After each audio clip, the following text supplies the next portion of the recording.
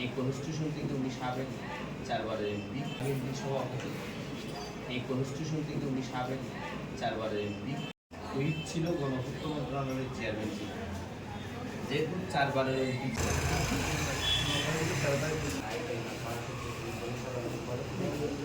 বন্ধুভাইয়ের আছে, তাদেরকে নিরাপত্তার দায়িত্ব আমার যারা বিএনপি সভাপতি মনে করে। যেই কোনো সমস্যা আমাদেরকে জানাবেন, আমরা যতটুকু পারি আমাদের সাধ্যমতো চেষ্টা করবো আপনাদের সহযোগিতা করার জন্য। কারণ ওনার অবদানে কিন্তু আমাদের এই মন্দির বিশেষ করে সাধারণ নির্বাচন দাঁড়ানো উনি এখানকার বিএনপি সভাপতি। হ্যাঁ